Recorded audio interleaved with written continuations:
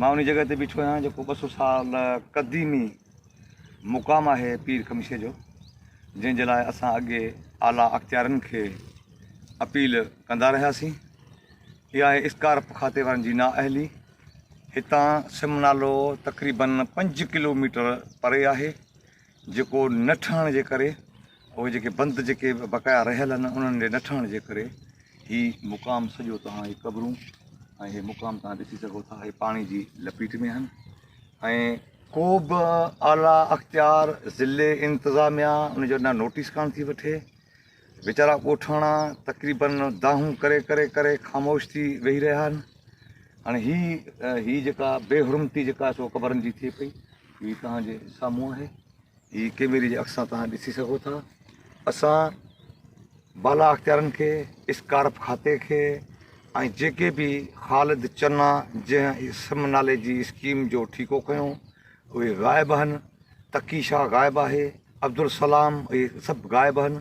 हींअर वाह मथां जेको आहे सो खुलण में बाक़ी 8 ॾींहं बचा आहिनि, त पाणी जेको आहे सो अञा ताईं उहो अञा जारी आहे ऐं उहो कमु जेको आहे सो मुकमल कोन पियो थिए। असांखे इहो चयो पियो वञे त वाह जंहिं महिल बंदि थींदो त पाणी कुझु घटि थींदो त असां किरेनूं लाहे तव्हांजा मुकमल बंदि जेका तयारु कंदासीं। हीअ सूरत हाल आहे हिन क़बरनि जी, हीअ सूरत हाल आहे हिन मुक़ामनि जी।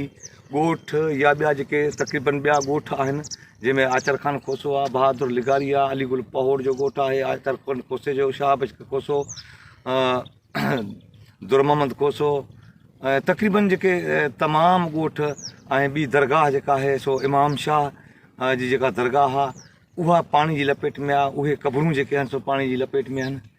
हाणे असां इहा दाह कंहिंजे दर ॾियूं? मां पर उमेदु आहियां ज़िले इंतिज़ामिया डी सी साहिब खे, मां अपील थो कयां ऐं इस्कारप खाते खे, इरीगेशन डिपार्टमेंट खे, त हीअ इन जी शफ़ाफ़ इंक्वायरी कराई वञे त जीअं हीअ पाणी जेको आहे मुंहिंजा जेके रहियल कम आहिनि उहे बंदि जेके आहिनि मुकमल थियनि, त हीअ पाणी जेको आहे सो न अचे। हीअ क़ब्रिस्तान, हीअ असांजा मुर्दा जेके मुदफ़न थियल आहिनि, हीअ तव्हां पाण कैमरा जे अक्सां महफ़ूज़ आहिनि, तव्हां ॾिसी सघो था त हीअ केॾी बेहुरमती जेका आहे सो मुक़ाम जी थिए पई। ऐं असां रीहूं कयूं था, असां दाहूं कयूं था, असां कुकूं कयूं आहिनि, त ख़ुदारा हिननि मुअलनि ते को रहम कयो वञे।